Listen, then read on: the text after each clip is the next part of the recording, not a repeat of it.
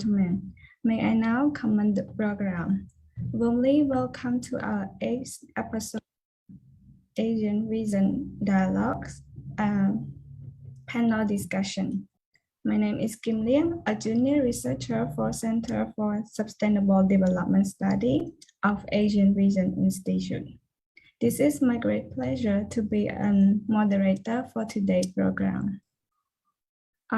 Today, our AVI SDG Dialogues have brought an 8th topic of our webinar series on biodiversity conservation and sustainable development to the floor discussion. And we would like to deeply interest in what are the progress, challenge in achieving biodiversity conservation for sustainable development of SDG, and what are the key interventions being implemented to support biodiversity conservation amid the COVID-19 pandemics, and what are the proposed short-term intervention and long-term strategy for supporting biodiversity conservation.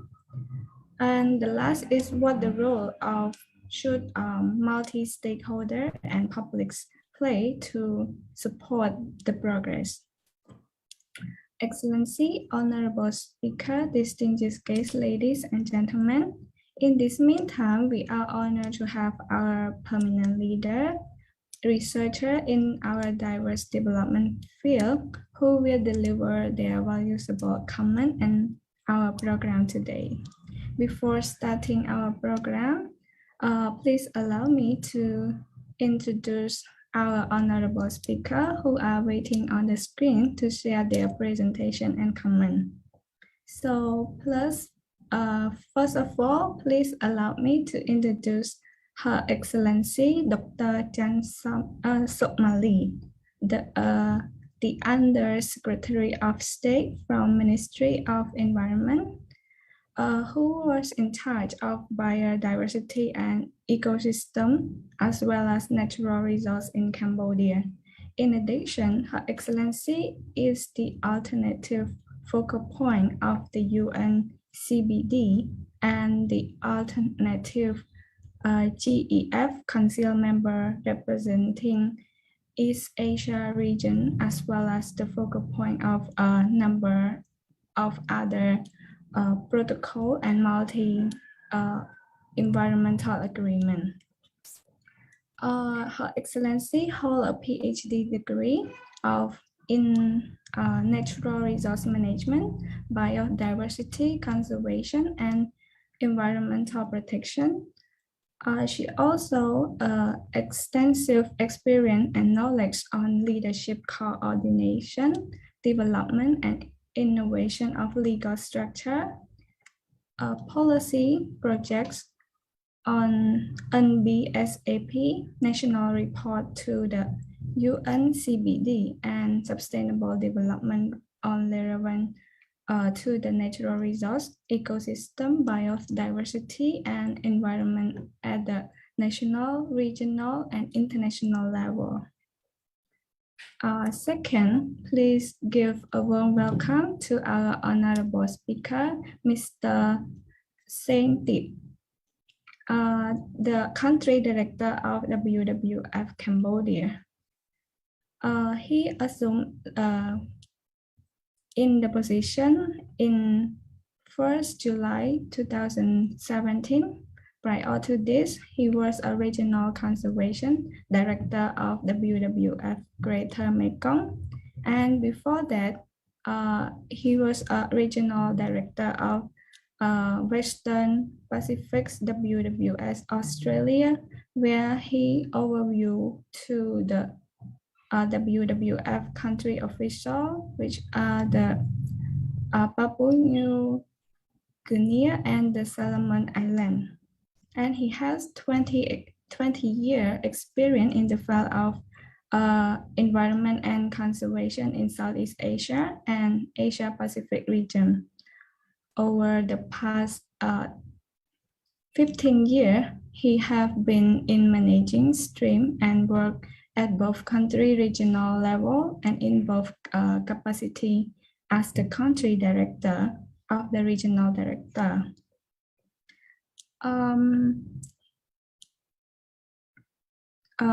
In addition, he during 2010 to 2014, he served as a member of the WWF International Conservation Committee, a WWF Global Network Decision-Making body of the Global Conservation Program, and he holds a master's degree in environment management from Yale University of USA, and he have award as the Russell E. Trent Conservation Leader in 2002. And for the last speaker, please give a big applause to our honorable speaker, Mr. Soni, policy specialist on NRM, biodiversity and environmental from UNDP. And he worked for UNDP since 2018. His professional experience include policy and project development, natural resource and biodiversity management, sustainable financing, protecting areas management, including the payment for ecosystem service and the biodiversity financing solution in Cambodia, circular economic and educational program for environment and climate change. Before joining UNDP, he managed the conflict conservation and development program to sustain the Cardamom Mountain and the northeastern landscape with the international NGO such as Fauna and Flora International and NTFP exchange program for over 15 years. His educational background includes a master's degree in biodiverse conservation from the Royal University of Phnom Penh and a master's degree in development study from University of Melbourne, Australia, and the bachelor degree in business management. Excellency, honorable speaker, distinguished guests, ladies and gentlemen. To follow our agenda today, we will start our captivating program with the first agenda on the role of UNDP for biodiversity conservation and sustainable development. Second, the role of WWS biodiversity conservation and sustainable development. And the third will be on government policy intervention for biodiversity conservation and sustainable development.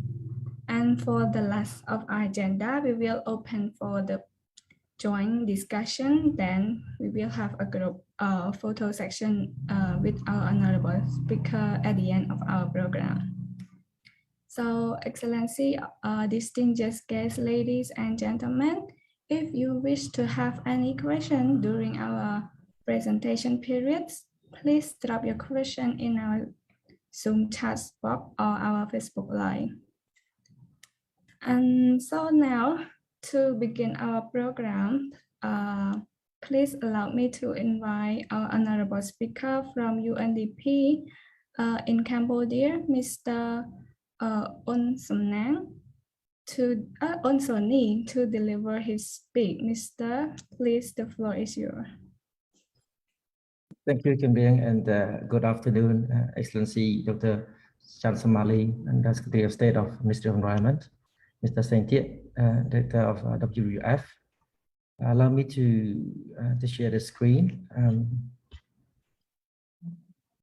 Just hang on a second. Can you see my screen? Yeah, is it okay now? Can I proceed? Okay.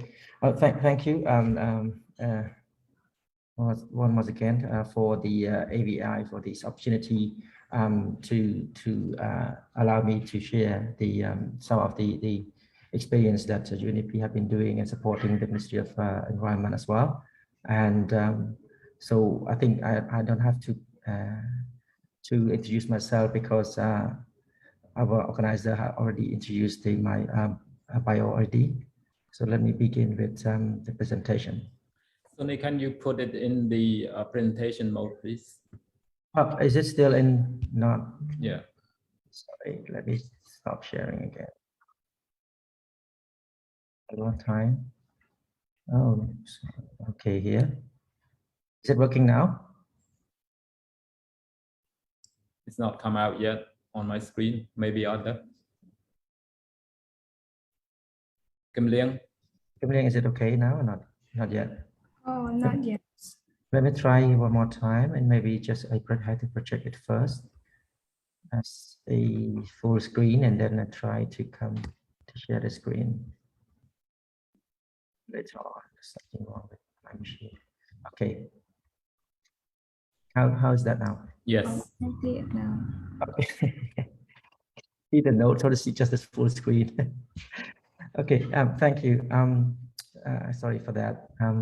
Let me begin with the presentation because my presentation will cover 4 main points associated by the ABI team. The first point is ready to progress that UNP works in partnership with the Ministry of Environment, especially Excellency Somali. She knows very well on this one. The second is to discuss more on key issues and challenges that we faced. And following that, I will share some key interventions that UNDP have to respond to those challenges. And finally, I will conclude my talk with some key consideration. So before I start with sharing the progress that UNDP work in partnership with the Ministry of Environment, I would like to highlight a few points in terms of biodiversity and ecosystems and the features predominantly across many other sustainable development goals and associated targets, as you may know. So they contribute to human well-being, development priorities. So biodiversity is at the center of many economic activities and supporting, especially in the agriculture, forestry, and fisheries. And as you may have noticed that nearly half of human population is directly dependent on natural resources for their livelihood. And many of them are directly dependent on biodiversity and fulfill their daily subsistence needs. And Cambodia has made a significant progress, especially, the government had took a major step in natural resource reform. So have led to dramatic increase of particular system from 3 to 7.5 million hectares. So this is very good news. And those particular system and biodiversity conservation corridor are home to many globally endangered species. Now, let's look at what have UNDP in supporting in partnership with MOE. Here are some key results that I would like to highlight. For example, like the development of action and investment plans for REDD+, and the national nested system for REDD+ have been drafted and support the government to develop the 10-year management plan of Phnom Kalen National Park. And some of the key UNDP global initiative, especially in the partnership and especially in the leadership from Excellency Somali, to review some of the assessments such as policy institutional review, biodiversity expenditure review, financial need assessments that based on the 24 theme of the NBSAP. And finally, that contribute to the development of the biodiversity finance plan of Cambodia. And together with UNDP, 2 PES sites have been piloting in Phnom Kalen and Kapal Chai in the objective, in the aim of protecting the ecosystems and watershed of the area. And there are a number of assessments in terms of watersheds, water availability and land use changes in 2 sites. We contribute to the development of the draft national PS roadmap in the next 10 years. And this document has been reviewed, and especially under the review of technical working group on biodiversity. There are some recent assessment as well, and that support the Ministry of Environment under the new initiative, which is known as the Cambodia Sustainable Landscape and Ecotourism Project. A review of sustainable financing options and ecosystem economic evaluations have been done. And of course, under the review at the moment, from the technical officers under the Ministry of Environment.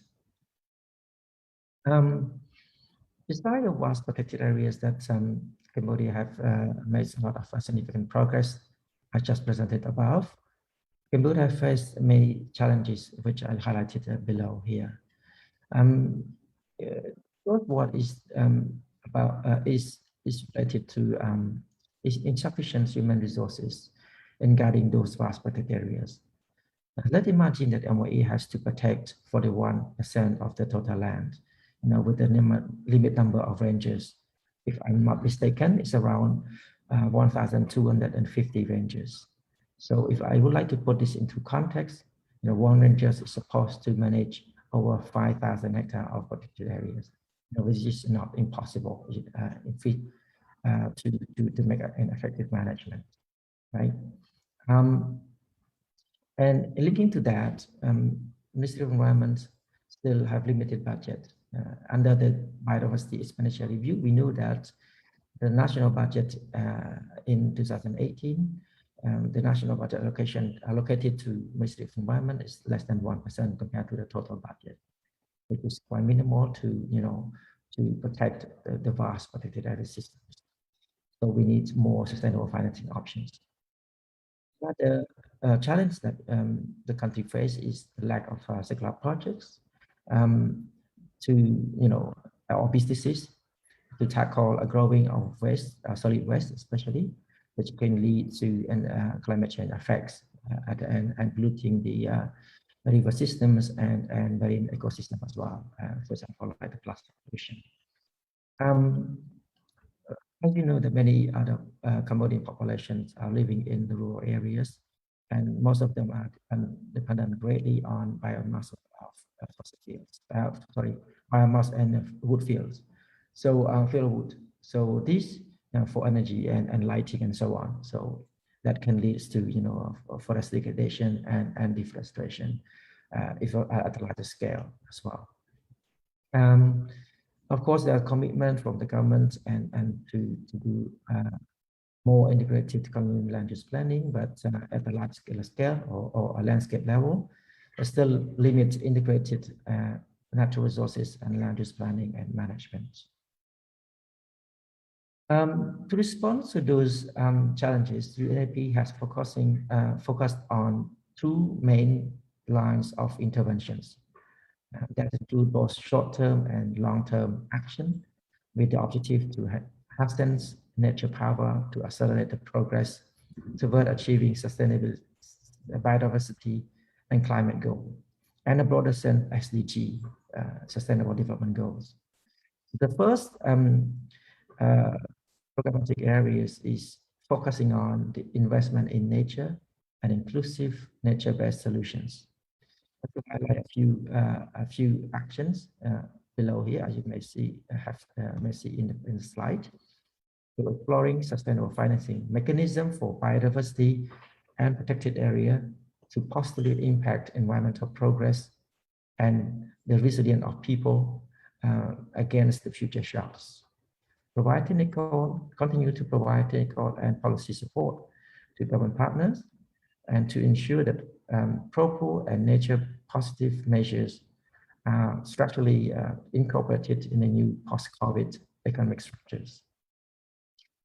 We have UNEP is focusing on post-COVID recovery as well. So continue to support the government in strengthening public finance. I think some of the example I highlighted about in terms of biodiversity expenditure review. One of the financing solutions is to support and strengthen public finance budgeting or reallocation of the budget towards incentivizing clean, circular and nature regenerative production and consumption. Continue to support the development of Green New Deals which could provide a strong basis on which to rebuild more sustainably, especially to support the green recovery. You know, some of the activity have been done under the previous project. I can see in the example, in the picture here, for example, like forest restoration, tree planting as a COVID response, regenerating or biodiversity-friendly agriculture, sustainable forest management under the REDD+ project, for example. And continue to support and work with government partners to ensure that stimulus packages reach individuals whose jobs and livelihoods are severely impacted by the COVID-19 pandemic.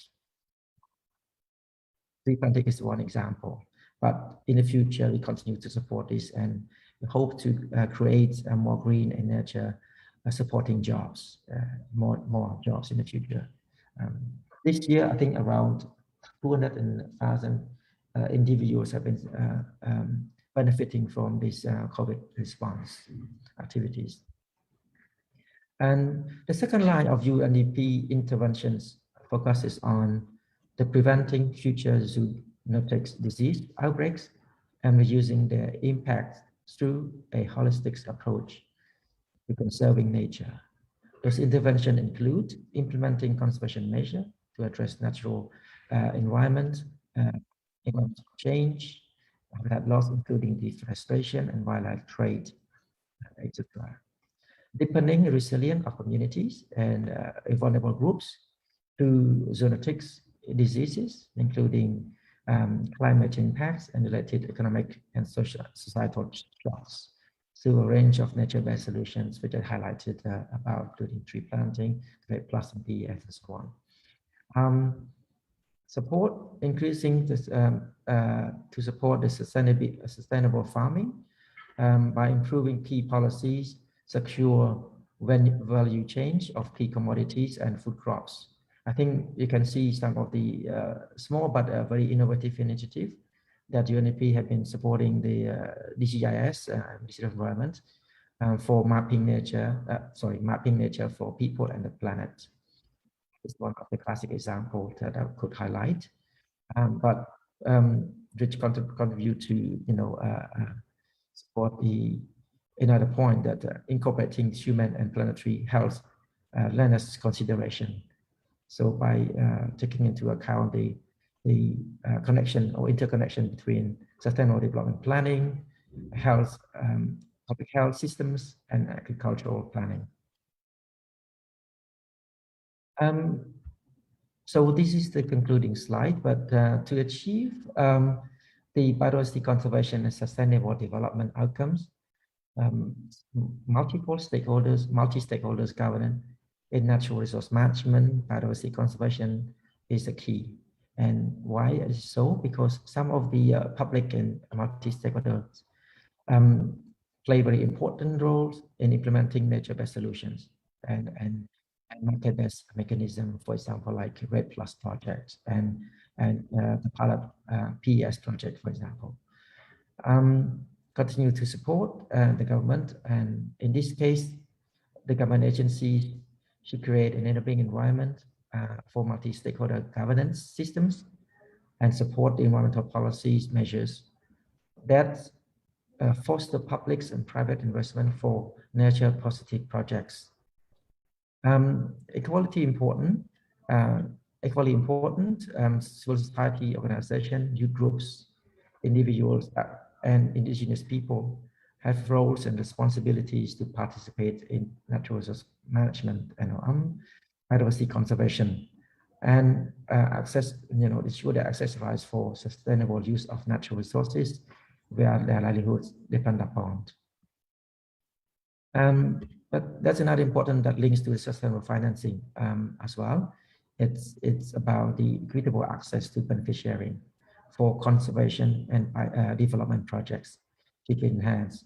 There's a lot of commitments and a lot of initiatives have been done, including REDD projects.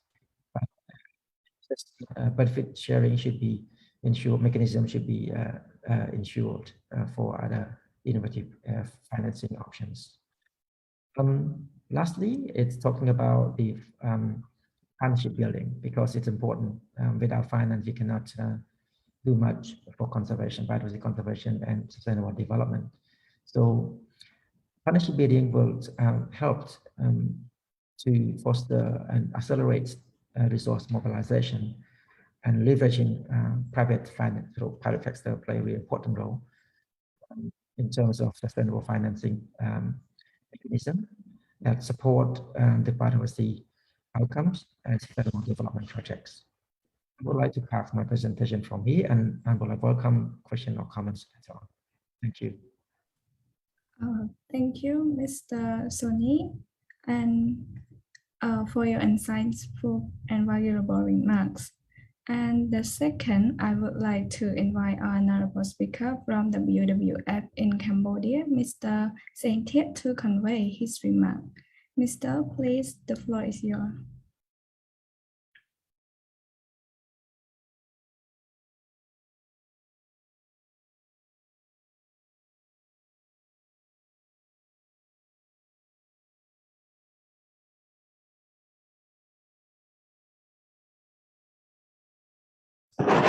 All right, can you hear me?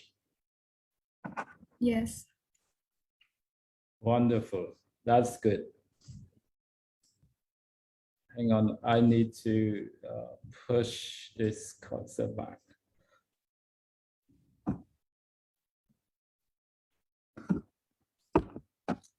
All right, first of all, thank you very much for giving the opportunity to me as the director of WF Cambodia.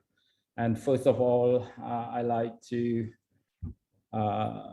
respect to Her Excellency Chan Somali, Under Secretary of State, Ministry of Environment, and Soni, and the guest speaker in this forums. My talk is around the biodiversity, role of WF, biodiversity conservation and sustainable development through an integrated landscape approach. This kind of focusing on the integrated landscape approach. So I will provide an overview of the current challenges facing conservation today. And I will touch base on why traditional conservation approach is not longer viable. I will give some specific example that WF and other partner has initiated an approach aiming to address a balance between the economic development and conservation in the stakeholder landscapes.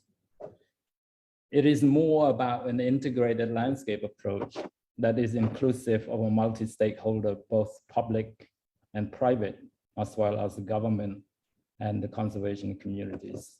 That around my if you look back, I trying to bring you a history a bit. 60 years ago, Cambodia was considered as to be one of the great game lands of the world. You know, a game land is animals, basically talking about. It's a second only to African game lands. That described by Charles Wooten, who came to Cambodia during the 1951. He did the survey in Cambodia, and he described Cambodia like what is called the safari of Asia. So because it's full of animal in our landscapes there during that time. So if you look at that and that Cambodia program in Cambodia, these are the two unique and biodiversity rich landscapes where we describe it in here is the Eastern Plain landscape. It covers more light greens over there. And then the yellow part is the Mekong flooded forest landscapes. These are priority landscape for WF Cambodia.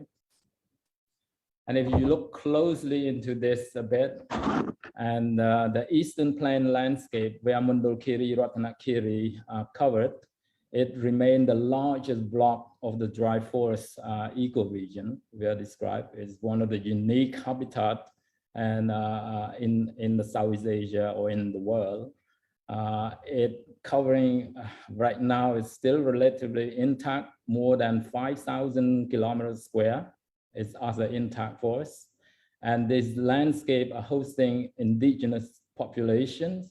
In Mundokiri particular, is more than 49% of the population are minorities there.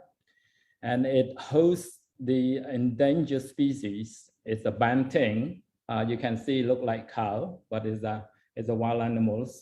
And 60% of the global population, Eastern Plain landscape hosted this population. And this landscape also hosted the elephants population is more than 3,300 individuals, which is a viable population.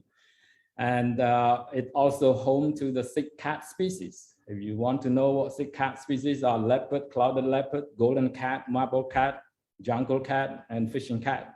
So these are the animals are critically endangered in the world. And it's important that this landscape are habitated for those still. And importantly, you can see a lot of new hits on the Siamese crocodile discovery recently by the Ministry of Environment and WWF. So this river in the Stripe Oak are having more or less around 10 adult individuals in a very healthy population in the river, and also supporting a critical endangers of giant ibis, white-shouldered ibis, and other species as well. In the Mekong flooded areas, it's very important. You know, you look at the Mekong entire, it's a 4,000 kilometers long from China down to the delta in Vietnam, a piece of 40 or 50 kilometers long in Cambodia between Crochet and Seng Trang. It's the higher biodiversity hotspots and an intact habitat in there. It supports critically endangered species of the river dolphins. It have more than 90 individuals in there. It's also supporting a critical endangered species such as the bird like that. You can see it river terns. We are hosting there around 95% of the global population, which is a lot. And we should be proud of that one. Recently also discovered the critical endangered species of hawk deer. You can see we estimate around less than 50 individuals out there, population are viable. And in the river, we're supporting a lot of giant species like giant barbs, like this, giant catfish, giant stingray, giant short-shell turtle. All the giant species are on the Mekong, and also support, importantly, the world largest inland fishery for Cambodia port. It is important, impressive landscape in the Mekong. So recently we have launched the global population survey report, which is the effort between Ministry of Environment and WWF on the Angulate survey. And these are a public release of our effort over the past 10 years, where WWF and the Ministry of Environment have monitoring how the species are like, their status. And as a result, in this report, it have indicated an alarming situations that the 72% of banting population are decreased over the past 10 years. The decrease of animals is not only Cambodia, but it's throughout the Southeast Asia. And 52% of the red muntjac also declined, and 18% of wild boar are also declining in that particular report highlighted. An important camera trap survey, a population of cat species like leopards are declining by 83%, declining as well in this two protected area that we are closely monitoring. Other species also declining concerning the does, the Asian wild dog, and the jungle cat, sun bear, and buntering as well. That we closely monitor this population as a result like that. So the reason why these species are declining, this is what we call crisis in terms of the poaching and snaring.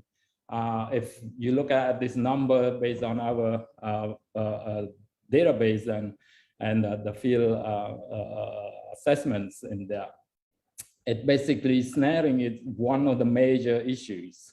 it encountered more than 100 folds, particular that the lethal snare it's been increased and in particular 0.04 snares per 100 square to per 100 kilometer of patrol.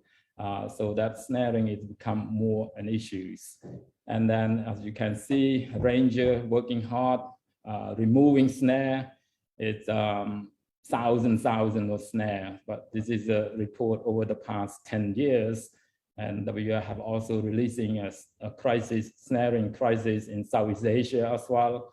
So Cambodia was part of that report. This is one of the 2 protected areas that we monitor closely of snare removing. And hunting, gun, dogs still remain as challenging. And the domestic dogs, particularly roaming around in the forest, which contributing a lot of issues on disease spread and other things as well. So in addition to that, other aspects where it's challenging concerning the infrastructure development, access, road constructions, and forest conversion. And these are the challenges we face.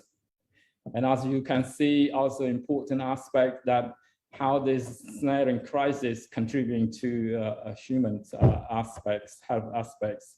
So snaring is not only just empty the wildlife there, but it's empty the forest syndromes. Not only biodiversity, but also a negative impact on ecosystem services. Example, seed dispersal, ecosystems engineering, and nutrients distribution. It carried by animals. If there is no animal in there, this kind of ecosystem service is going to be lost. And importantly, it's impacting on the public health, particularly based on a lot of studies that are available on the websites. It's a 58% of identified humans pathogens, which is 60 to 73% emerging infectious disease are coming from a zoonotic, original from animals, basically. And snaring in the wildlife trade bring wildlife into a closer contact with humans, increasing the risk of zoonotic spillover. And you can see the chart here, how they slaughter the animal. This is come to the closer of zoonotic disease that could happen easily.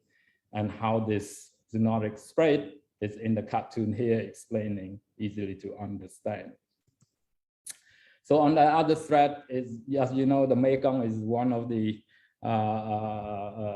river that's rich in the world, but it's under a lot of threat. You can see a cascading dam constructed, and thanks to the government of Cambodia who say no to the 2 dams on the Mekong main stem, in Stung Treng and Sambo, which is set an example of the leaderships in terms of get rid of the large infrastructure that are causing a problem with riverine systems. However, the upstream dam is still continue to be constructed, which is bringing a lot of worry to the biodiversity, to the livelihood of the people, and the food security for the people. Gill net aspect, electrofishing on the river, forest conversions, land grabbing, these are the areas still need to be addressed under the conservations. As a bigger picture, WWF recognize the current of working is not efficient and to deliver conservation impact at scale. And conservationists certainly need to look outward kind of approach in order to incorporate all other solutions, all other development aspects, and recognize and tackling the social economic issues, engaging with stakeholder sectors. This is a very important aspect, that conservation is not for biodiversity conservation per se, but it is looking into how do we incorporate other development and economic development as well. Integrated landscape approach will be help us to look outside of the conservation box, that what I'm going to say, and can achieve the multiple results as well under the current challenging what we are facing.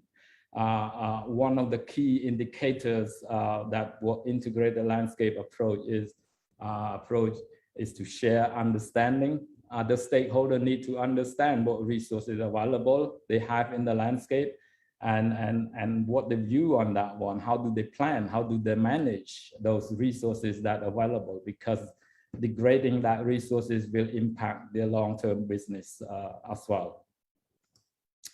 So when we're talking about the landscapes, and we need to understand what is the landscapes. So landscape can be a two meaning of here. It's a biodiversity landscape versus a stakeholder landscape. In this context, I'm going to talk about the stakeholder landscapes. So biodiversity landscape is more talking about the wildlife movement, wildlife ecosystem services, dispersal services, riverine ecological processes.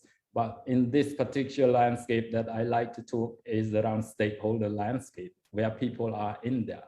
So an area where delineated by stakeholder for a specific set of common objectives, okay? That will be influenced by entity, including human interaction, according to the rules, basically. So when you understand the stakeholder landscape, these are stakeholder will influence, and whatever shape they would like to do within the landscape, the power with them right now. They have the money, they have the power to shape this landscape for the future. So therefore, this is very, very important for WWF and other conservation need to look into this kind of a stakeholder landscape approach in order to make sure the landscape are more sustainable and for conservation and for development in the future as well. So what we look like in here, it means that when talking about stakeholder landscape conservation, an approach for conservation and development, we need to understand what the success look like. So these are success look like in terms of building the coalition, building the partnership, and building the platform where stakeholder can take a role and responsibility ensuring the sustainability in the landscape. So the 5 key elements that need to do in the landscape approach is one, to ensure the multi-stakeholder platform are in place, bring the right people in this platform, and build understanding and share understanding what resources in the landscapes, and doing a collaborative planning together, and then implemented that planning, and then do a monitoring for adaptive management and accountability. Those are people in the landscape. Important thing are catalysts. Catalyst is important because it's influenced by the external, particularly from the markets and from the governance and from the finance aspects. Finance means that the investment in this regard. So these are the important steps and processes and the key indicators. You can see it. How do we define the success for implementing the landscape approach? It's very important to understand this process. I'm talking about no longer biodiversity conservation as an approach, traditional way that we are doing, but we need to look into this inclusive partnership approach in that landscape. I bring some example of what we have done with the government ministry and supporting the provincial government. This kind of landscape approach is the way forward and for our conservation and development sustainably. So setting up the governance structure, you can see this is a specific example that I would like to highlight for this particular what we are talking about. This is kind of in Mondulkiri province where we established the governance of the multi-stakeholder landscape management aspects, where WWF is in here and other experts is in here, and it managed by the provincial government office. And you can see a multiple stakeholder landscape platform that we initiated and have their voice heard, and also listen to what should be done in the landscapes. There are a ton of data that need to be included in the process of defining a special plan or landscape plan. These are information for your information that what we have done, and there are a ton of information is needed you know, it around physical environment, it's around physical infrastructure, it's around land use currently they use, what the future they use, and the population and settlements, social infrastructure, and then economic aspects. So there's a ton of information that need to put it in, analyzing and producing what the future lands use would be, and what current and past landscape are land use. This building on sharing understanding, you can see when you overlay all of this thing into the one map. For your information, this is Mondulkiri provinces that we are focusing in here. This is a kind of infrastructure, existing infrastructure, and what future are planning for infrastructure. And these are the existing land use systems in here, where protected area are, and where the other land use based on these legends, and we put together on the map. And then we go through a series of consultation processes with commune, with district, with other NGO, with company, in order to understand what they use their land and verifies those land use aspects. Where conflict emerge, we need to address it right away. These are also collaborative planning and stakeholder consultation over the wildlife movement. We do understand development is important. If we are not looked after carefully on where the wildlife are moved, biodiversity corridors aspect need to conserve. When road it come, how do we address to allow wildlife survive for the future as well? So therefore, we're looking at movement of the wildlife in one area to another and plan it in on the map, and to see easily how these land are connected, biodiversity are connected, development can go forward, plus leaving some of the area for wildlife and biodiversity as well. So it's also looking into where it's a possible, you know, extractive industries that currently under the license, and we look into how do we manage that and put it into the land use plan process. And also looking at where the urbanization, tourist development aspects. So we can see at Mondulkiri, and we mapping together with the provincial authority and other stakeholders as well. So this is agricultural development land. We're looking into the existing, and also we're planning where the future is going to expand it for agricultural land development as well. So you can see this overlay everything based on the stakeholder interest in the landscapes. And then looking at what is the road network plan under the current and under the future scenario as well. So where those roads are cut to the key protected area and the core area of wildlife sanctuary and biodiversity. And also this also looking into urbanization. We know that Mondulkiri is gonna expand it, and where are the areas to expand it? We're looking in designing in a lot of scenario of that one as well. So in overall look at the economic aspect, if we are moving to a conservative approach, which is more conservation, of course, the forest in Mondulkiri is gonna remain 85%. But if we are doing more, let things go like business as usual at currently, and the forest in the future by 2040, the forest is gonna be left around 34%. So otherwise, the other option with compromise the option with a green economy scenario, where we do development, we also conserve specific area as well, looking at connectivity of biodiversity, we be able to move, and the forest in the next 20 years, it can be left around 52% scenario. More or less, provincial authority are agreed to go into the green economy scenario under the scenario that we come up with in this chart. So then we come up with the collaborative planning and action plan. You can see the 5 pillars where the stakeholder come up with, and NOM protection is the key, cultural protection, ecotourism development, sustainable agriculture development, regional economic integration, and the natural-based urbanization development as well. So these are the 5 pillars under the action plan from the land use plan that we developed together with the provincial authority. and it signed it off already, recognized by the Ministry of Land Use, land management aspects. And it's very, very important to set the long-term vision, how the landscape it look like. So in a nutshell, these are supposed to be an approach of the landscapes that I'm talking about.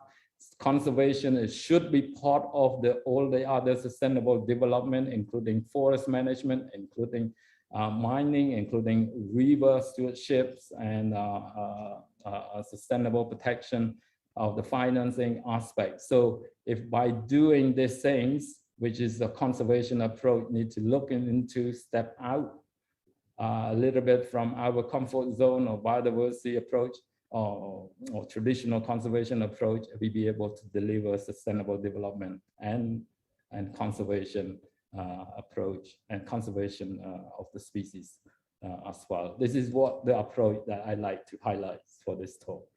Over, thank you very much.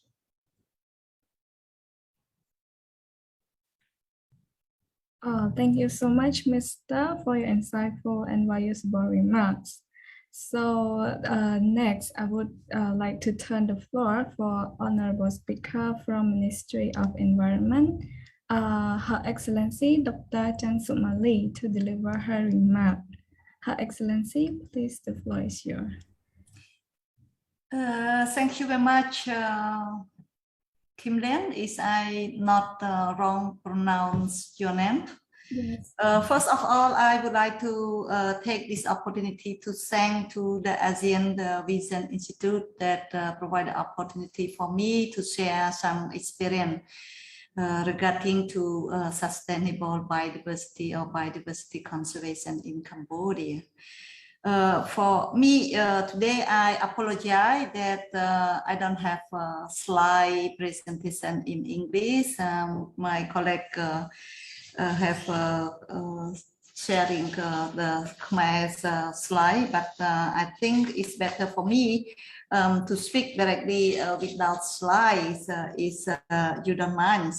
And especially after listen to the two presenters, to the two panelists, he already mentioned and captured almost of the activity in the ground, and as well as some important approach that already is mentioned here.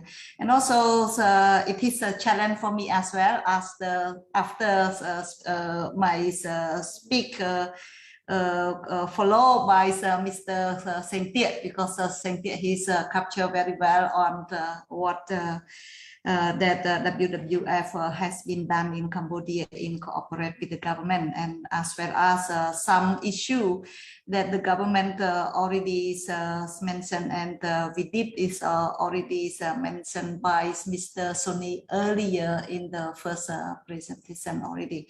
So for me, I will highlight only some policy that Cambodia have been developed and implemented so far up to now, and some in the innovative. I highlight on the key important area in this part. Then I will go maybe jump directly to the challenge or opportunity for Cambodia, especially for the government of Cambodia regarding to the biodiversity conservation. Okay, let me begin with the national policy.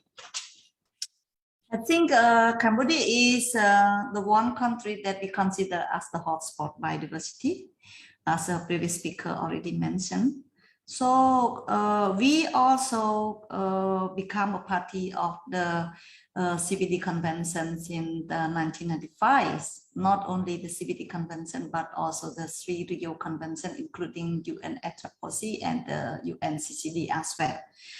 So in obligation as the party, as well as on behalf of the country, that we have the obligation to develop some legislation and policy to manage our natural resources in Cambodia.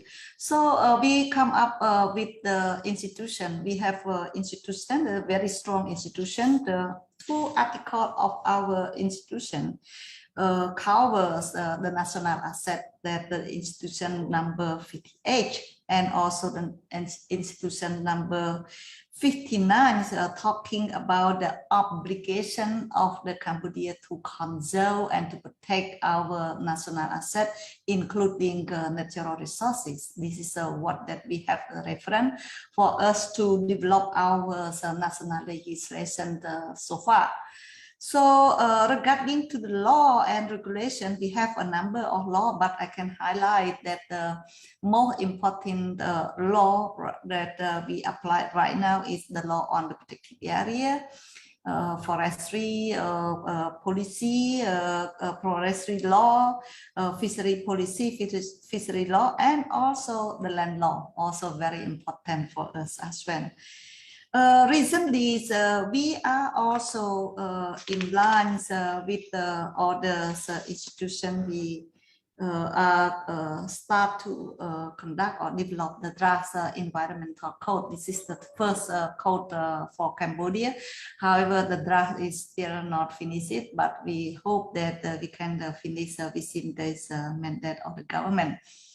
Moreover, in recently, we also draft the sub-degree, we call the sub-degree on access and benefit sharing. This is quite new for all Cambodian people as well as for our country. But when this sub-degree become in force, we hope that contribute a lot to the biodiversity conservation as well as to get the benefit for the local people and for the Cambodian people to contribute in the social economic development in the country. Let me move to the strategy. Move to the strategy that we have conducted so far. I may focus only on the one strategy we call NBSAP.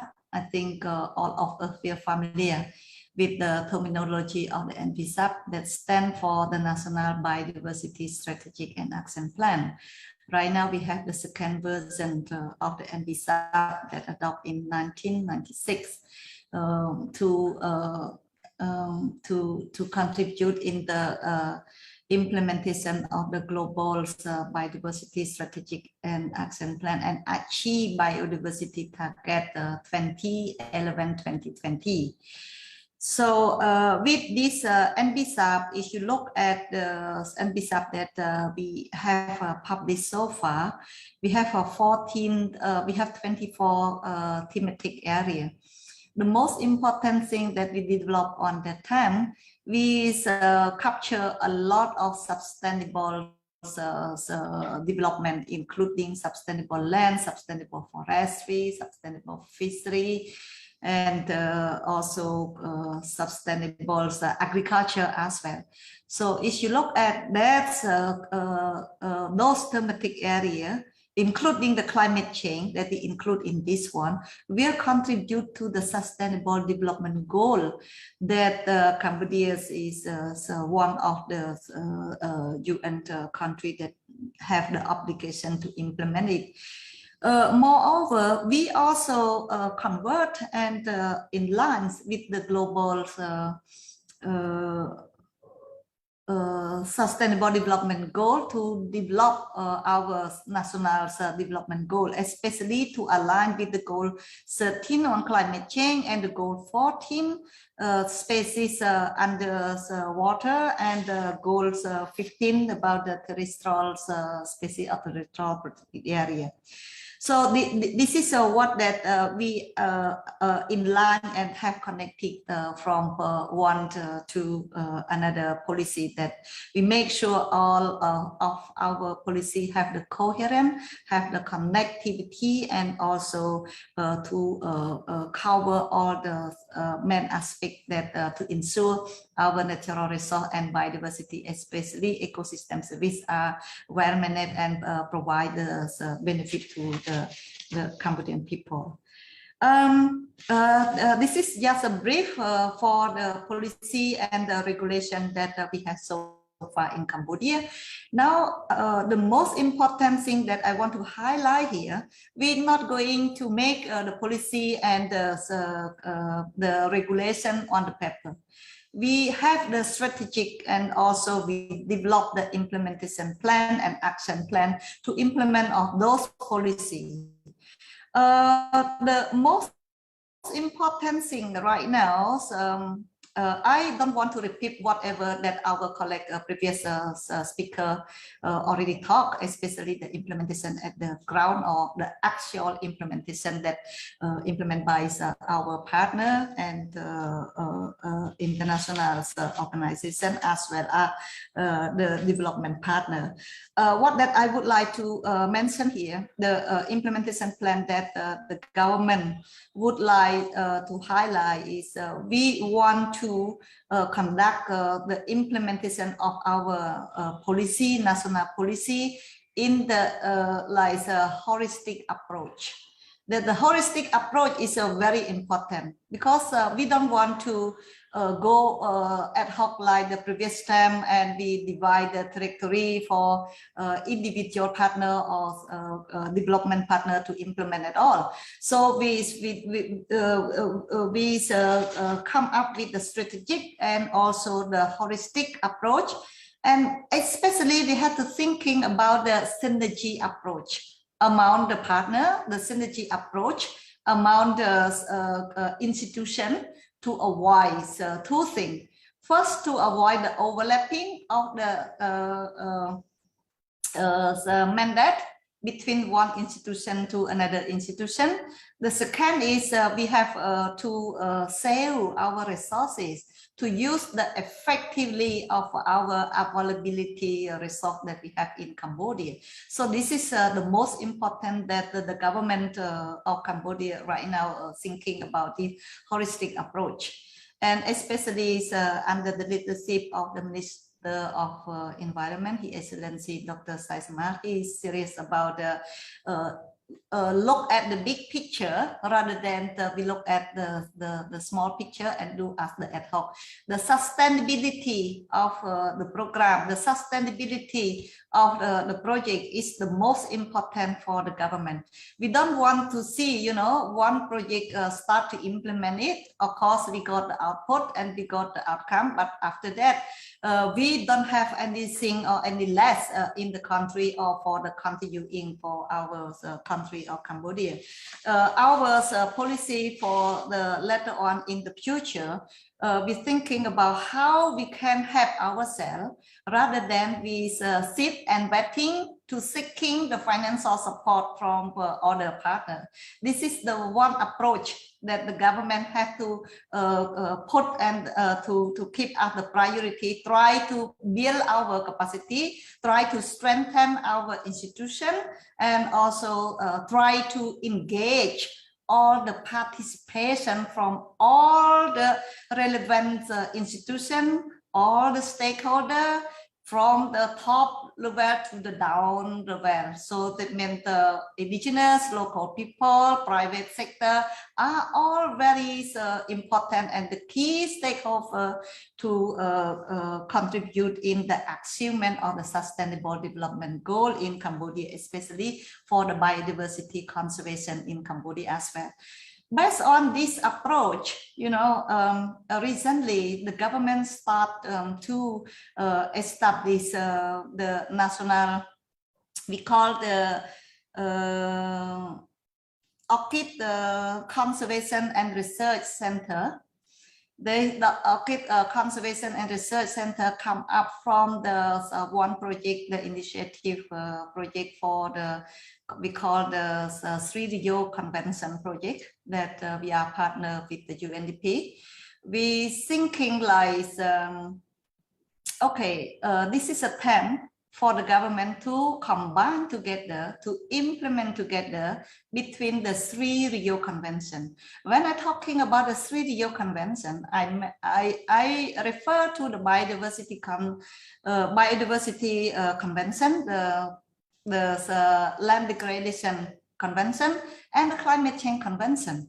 So these three conventions have all connectivity and the activity, a lot that we can align together. So that's why we established this center. Our initial idea is to synergy among these three conventions. How we synergy through this convention? We the main purpose of this center is we have four main purposes. One is for conservation, second is for research, scientific research. The third one is for education, communication, and the fourth one is for entertainment, recreation, and also income generation for the local people. So we're thinking, okay, biodiversity conservation alone is not going to be successful for the sustainable development. We need for the green development. So we need for the new renewable energy to take place. We need for the circular economy. And we also need for the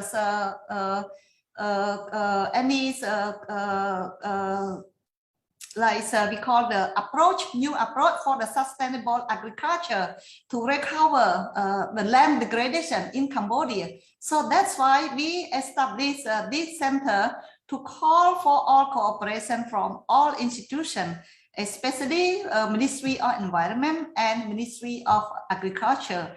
That is the main ministry that implement these three conventions. We hope a lot, from this center. It will give the space, give the gap for all the private sector that are be able to join with the government to implement, to make this center happen. And also we encourage all the research institutions in Cambodia to involve with us to conduct all the scientific research that right now the priority, one of among the priority that the government said at this moment is the scientific research for the species and identify the species. Why scientific research is so very important is you look at back to the Nagoya Protocol that we already ratified in 2015. That means whenever that the countries start to ratify the Nagoya Protocol on access and benefit sharing, we have to know what are the species and also the biodiversity in Cambodia that already existed before we going to start them to claim back the benefit that the other country or the other user country will access our genetic resources to conduct any commercial purpose.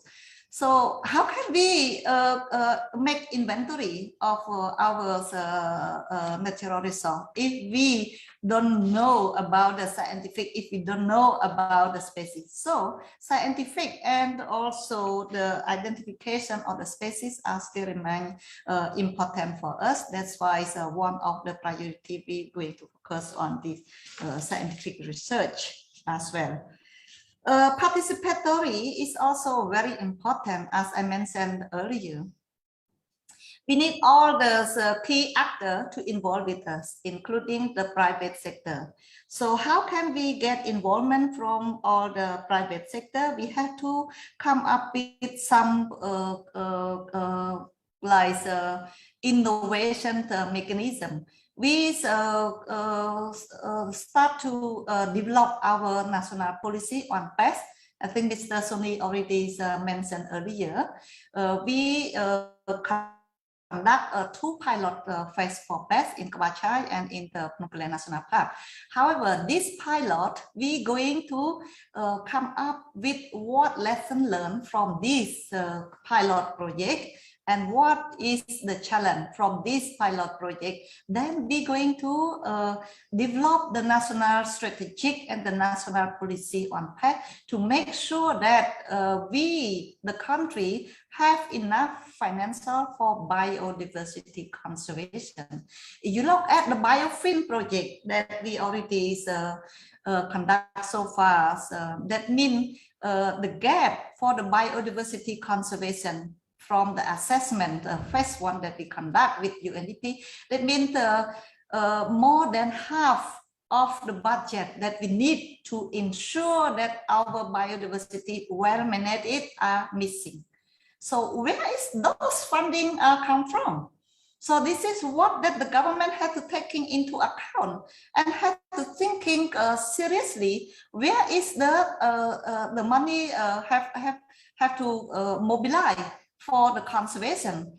So on that strategic, we thinking about two way approach.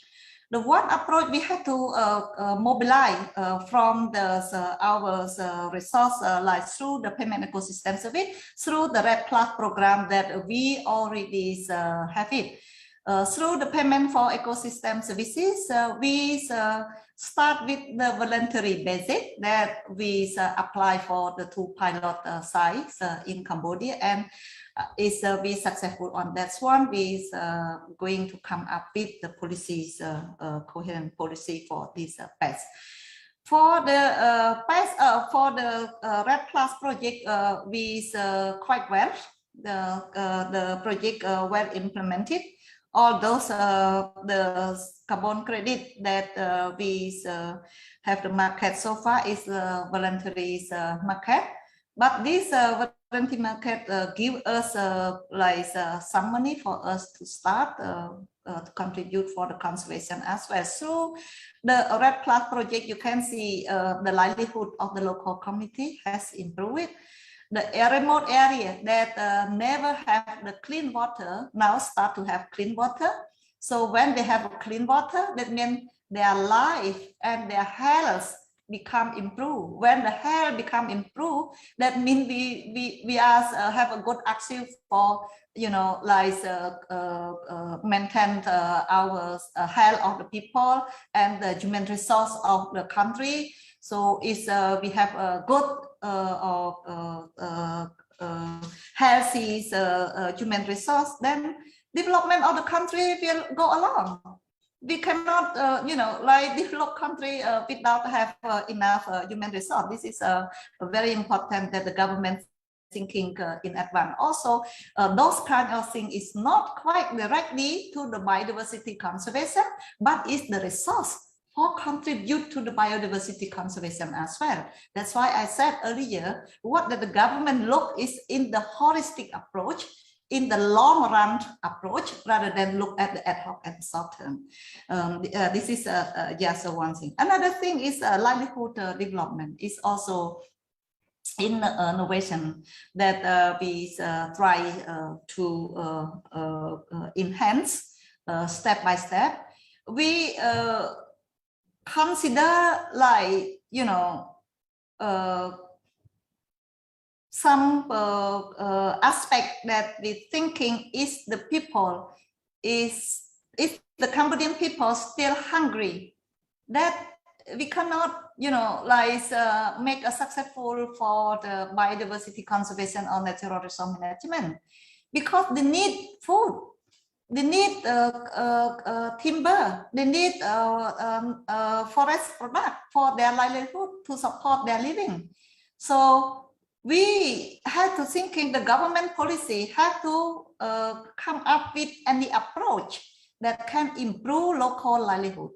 When the local livelihood has been improved, that the pressure on the natural resource has been reduced as well.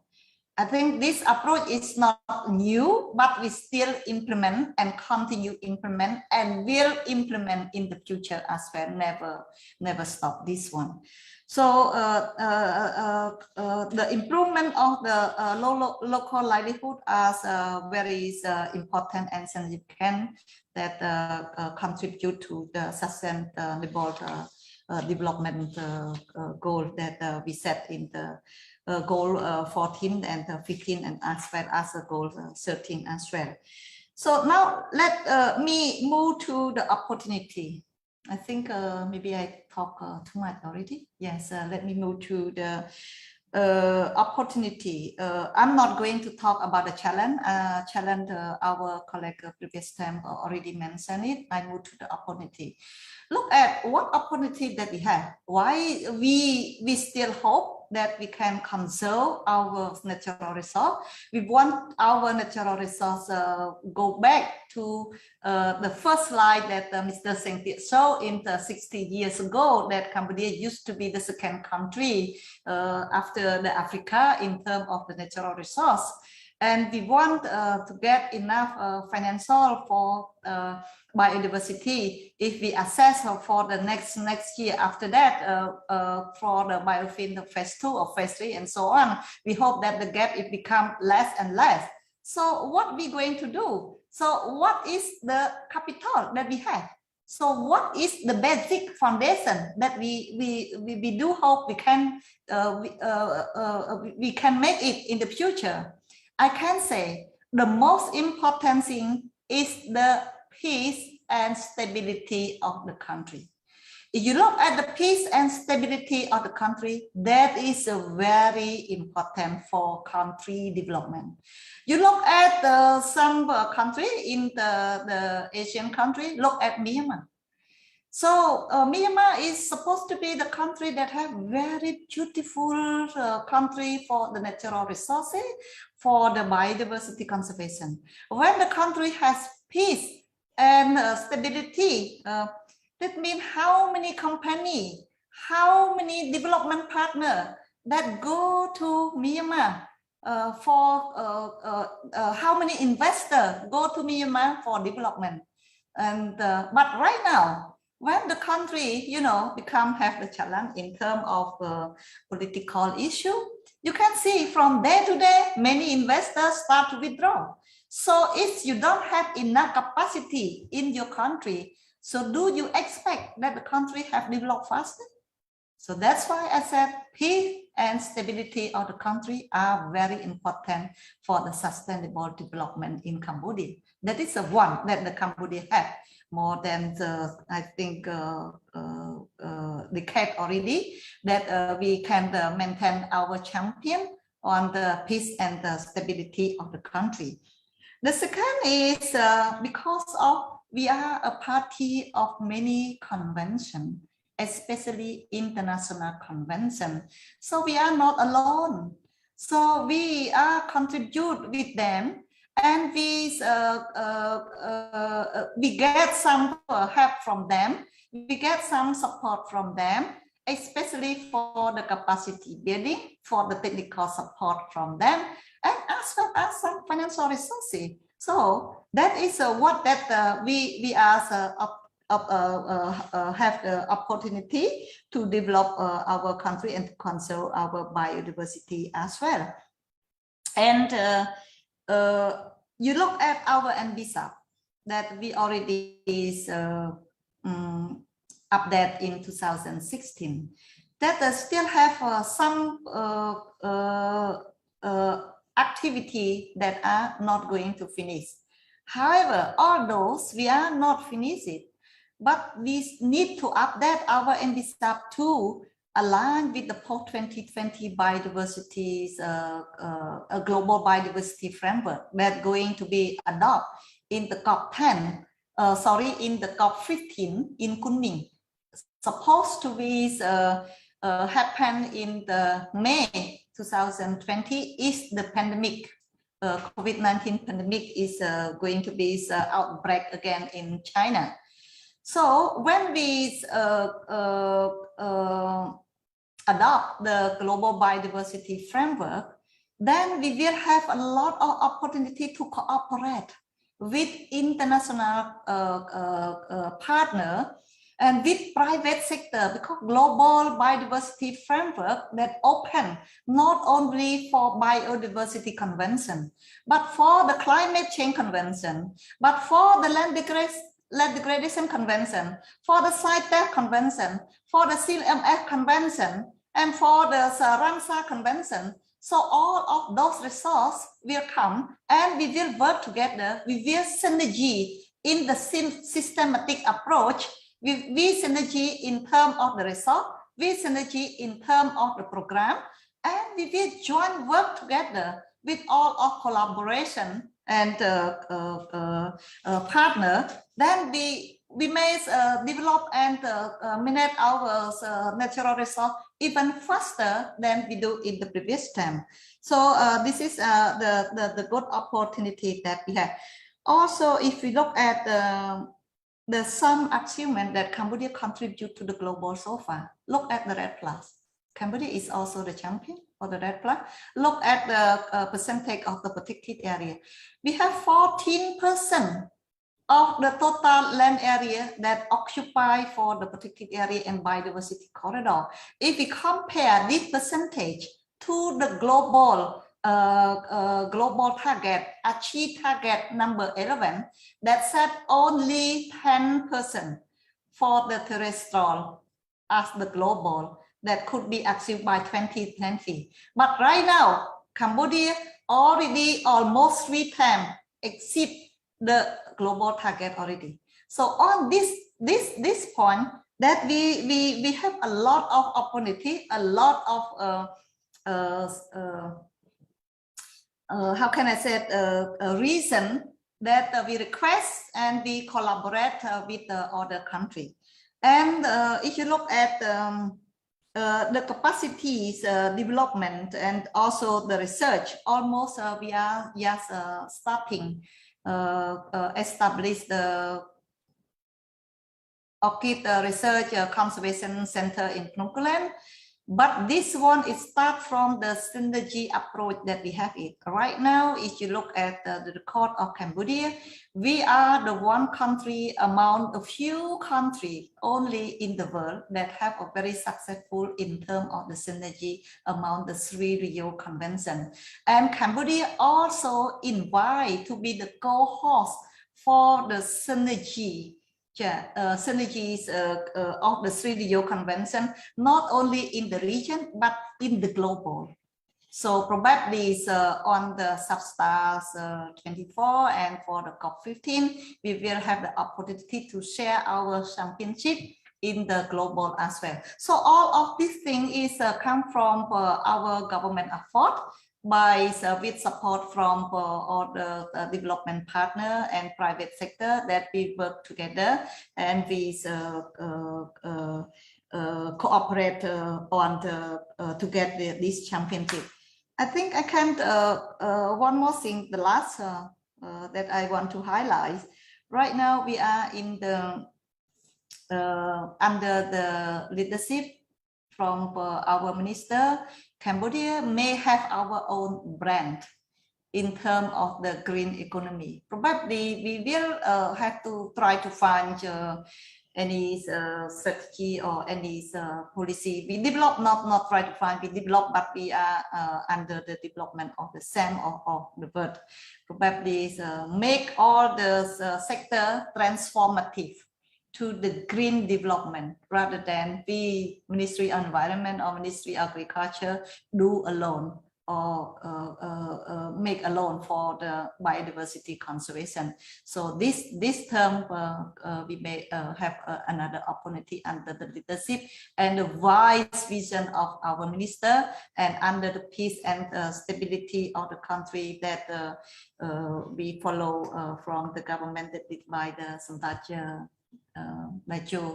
our Prime Minister of Cambodia. So this is what that I would like to highlight and would like to show about what is our policy, what we have, what we implement, what is the future of the opportunity for us, and the trend that we're going to go to the future for the biodiversity conservation. Thank you very much for the opportunity. Thank you so much, Her Excellency, for your insightful presentation. So by the time limit, I would like to open for the floor discussion. And first of all, I would like to propose the first question to UNDP for Mr. Soni.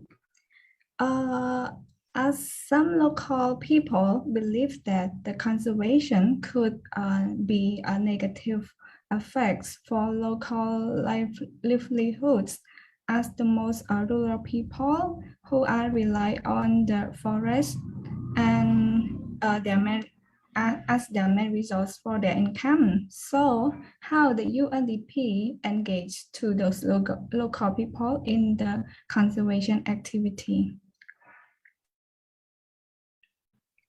Okay, thank you for the question. I hope you can hear me okay. Yes. I think this is very important question because we like I highlight about that UNDP is using or try to ensure that the policy support need to align with the proper and inclusive nature positive measures, and especially supporting the vulnerable groups in participating designing the project as well. So let me answer this because before developing a project, UNDP has a process of social safeguard screening as well. So we call it social environmental screening or safeguard standard that we need to look into the different aspects that might affect social, cultural, and natural environment in the design, and those need to be assessed carefully by the project design group, and then need to approve by local project appraisal committee as well. So this is during the designing of the project. But when we are designing it practice stage and it's the project is implemented, and there might be, we are looking at the who are going to be benefiting from the project implementation, who are going to be negatively impact from the project implementation, which is very critical. So engaging local community in every process of reviewing the work plan, as well as participating in implementing, for example, like I give you an exact example of COVID affected communities, for example. So this need to be done by a number of consultation with local authorities, commune districts, and community representative. And we are targeting, more importantly, the gender aspect as well. In every meeting that we have, at least 50% of women representatives need to be in that meeting. That's one example. And for the COVID economic response activities, we targeted 50% of activity need to be benefited and need to be given to most vulnerable groups or COVID affected groups, or what is called ID poor 1 to ID poor, the most poorest households, and women-headed households, for example. So we target 50%, just exactly. So then they have to identify, the local authority identify themselves, and they're validated by the community peoples that those pre-selection lists need to be verified and agreed among the community members. And this is have been done in a number of provinces, Postat and Siem Reap as well, and it was successfully implemented.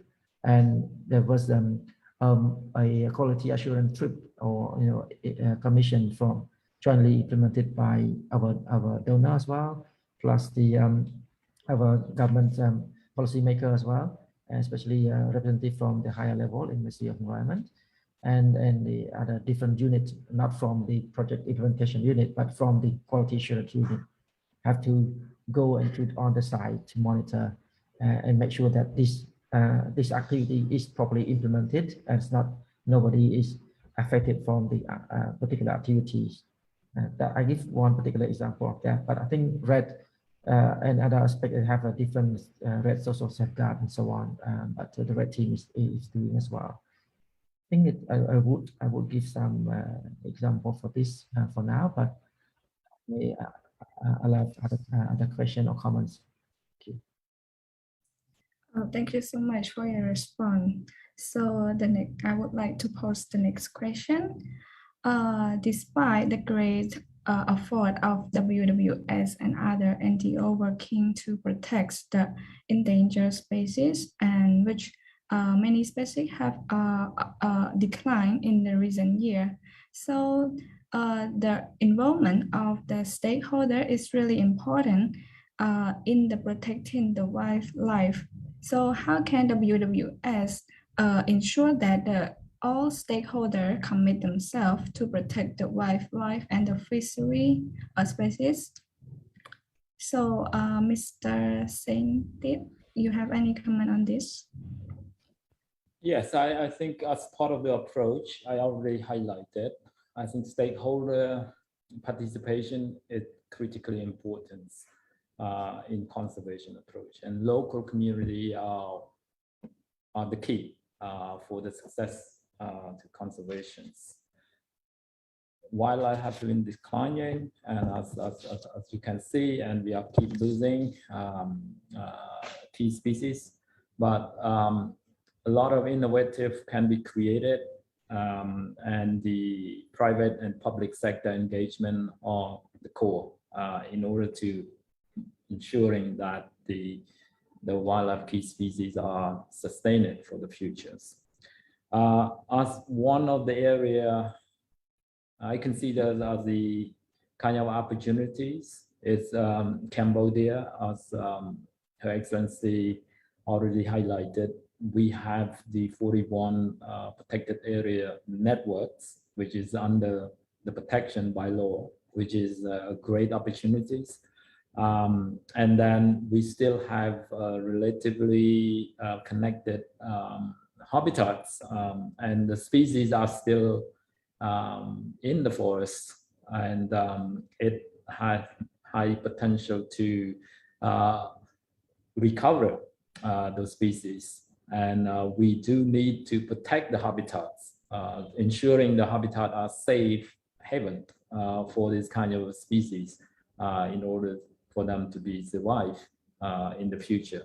We have all the data concerning majority of the data about species movement, habitat and species need, their home range, their key resources and food and other things. So scientific information we do have in place.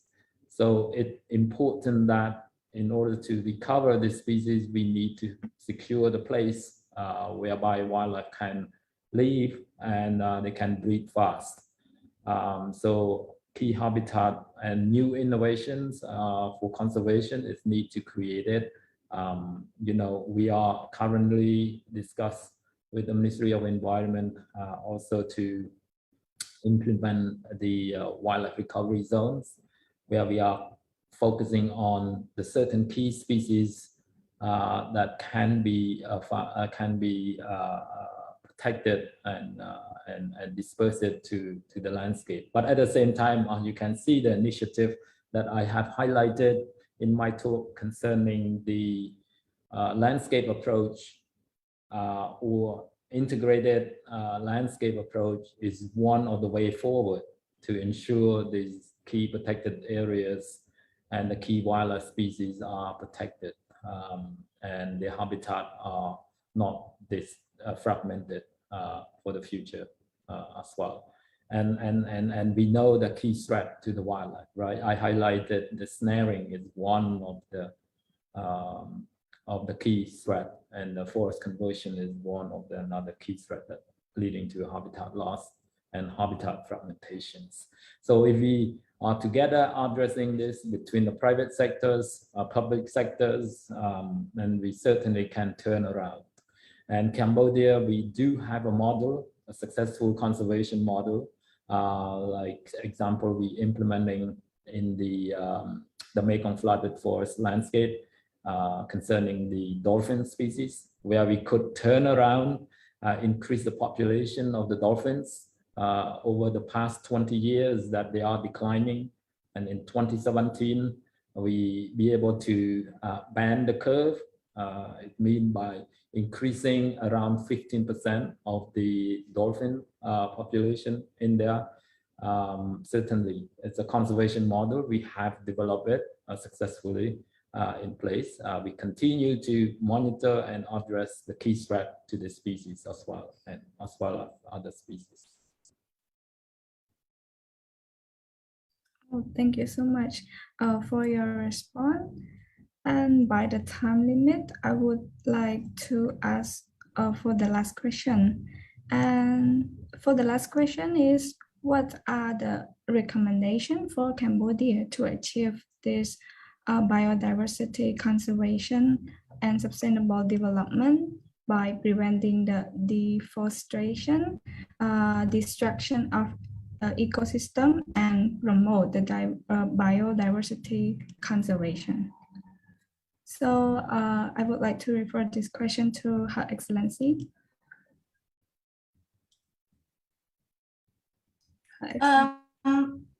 Thank you very much for the question, but I did not catch the first question of your speech because of the internet have been interrupted several times.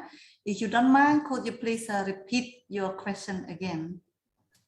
So the question is, what are the recommendations for Cambodia to achieve the biodiversity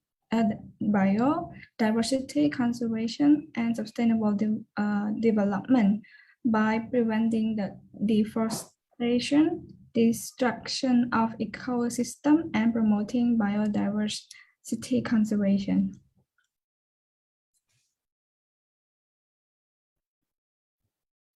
Can you provide one recommendation on this question? Thank you very much. I think this time. Okay. Can you hear me right now? It's not clear. Yes, we can hear Hello? you. We can hear you. Hello. Yes, we can hear you.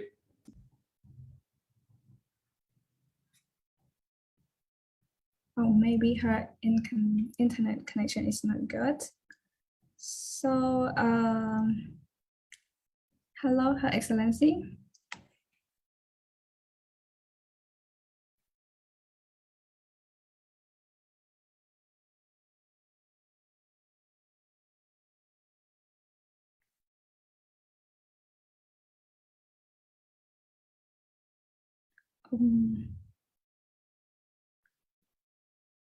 I think maybe Her Excellency might refer this question later.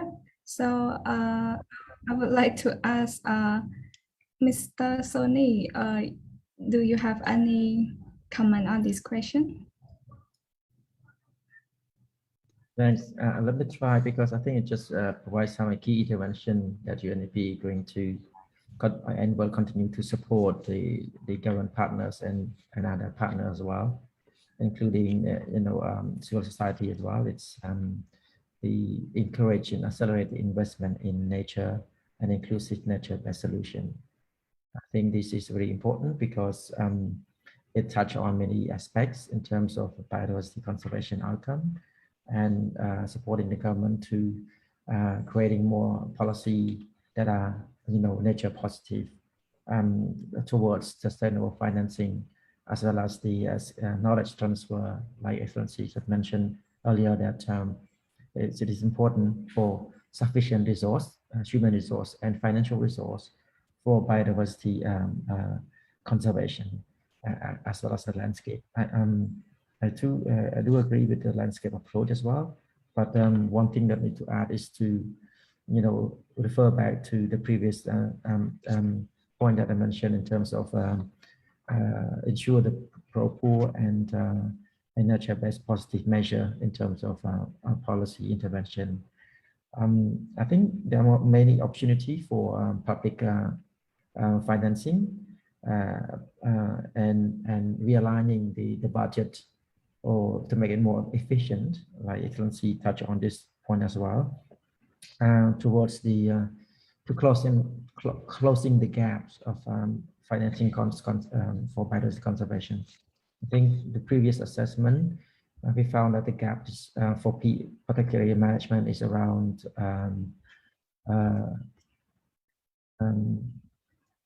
12 million, I think, according to the UNDP, but per year. So it's huge gaps. And if you look at the expenditure, it's around 2 and 3 million per year. So it's that's need to be closed. We need to close this huge gap, financial gaps, of course, and capacity gap as well. And I will give the floor to Excellency because she's online right now. Over to you, Excellency. Thank you very much, Sonny, and thank you, Kam Liang. Sorry for the internet connection interrupt. I think the internet is very clever. When I finish my speak, it start to interrupt. And also, so lucky, you know, the repeat question of Ms. Liang. The first I did not cut at the beginning, and the last one I did not cut at the end. So I make the combination of these two questions. I can make a guess. I can provide some recommendation for the sustainable development or conservation of ecosystem and biodiversity in Cambodia by saying the first and keep the country safe and stability. The second have to improve the local livelihood. This is very important. When the people have enough food to eat, they have a very healthy, they enjoy with the nature, and then they contribute to the conservation. Then they will not put a lot of pressure to the biodiversity as well. And the last, I think Sonny maybe already talked some, and Mr. Sengtiet already talked some about approach and also the gap of the financials. Biodiversity, sustainable biodiversity financing is very important. Using the sustainable biodiversity financing to ensure that the landscape has been well managed, because the landscape provide multi-function and provide a lot of opportunity for the country development to support the local livelihood and to support the ecosystem themselves. So those kind of things that we need to bear in mind and give the priority. That is all of my short recommendation for that. Can I add something? Yes, please. Yeah, I think I fully agree with that one. I think my recommendation is just before it's too late, before it's fragmentation of the habitat that we have currently. Let's look at the bigger pictures in terms of the special plans versus landscape visioning. So what each province is that who hosts a lot of natural resources, habitats in their provinces, look at the special plan. Investing, developing a long-term visions. What is the next 20 years going to be look like? What the provinces want to see in terms of sustainable development versus the conservation and habitat restoration and other things, right? Come up with the bigger picture, sign it off for that one. It's just not for the planning. It needs the implementation of that. Therefore, the investment into the nature protections and it needed, like Her Excellency already highlighted, in terms of looking at the sustainability financing aspect, so that ranger, boot on the ground, law enforcement all implemented the work, the duty in there, protect the key habitat in there. It's very, very important elements of the planning already developed and need to be executed as well. The other important is private sector engagement. As I highlighted earlier, private sector going to play the critical role in the future to shape the landscape, to shape the nature. So their role is critically important as part of the protection. Don't see the natural resources are free, easy access to, but it needs an investment into the protection so that they are the foundation for economic growth in the future. So investment into nature protection is needed. I also highlighted the importance of the element of doing something that before it's too late. There are key species in the forest. Right now, those key species need to be protected from snaring, from hunting, from other harvesting aspects. So those key species that are in the forest now need a strict protection so that they can survive for a long run. So otherwise, when you acted on a strict protection later on, the species may be gone. So it's very important that act it now. And the other last important thing is the livelihood development aspects. So people need access to food, basic need. and therefore in innovative approach in terms of looking at alternative livelihood, it's critically important that all the partners, including government, private sector, focusing on the livelihood development. It's so important for a local economy and also a national economy aspect. Thank you.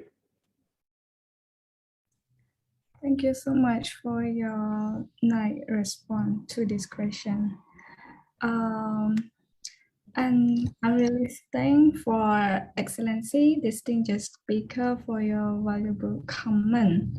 As we're running out of time, I would like to end our discussion here. And before closing our program, may I invite all our honorable speakers to have a group photo session.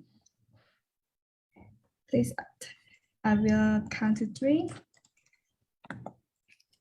1, 2, 3. Again, please. 1, 2, 3. Thank you so much. Excellency, honorable guests, ladies and gentlemen, we now come to the end of our webinar.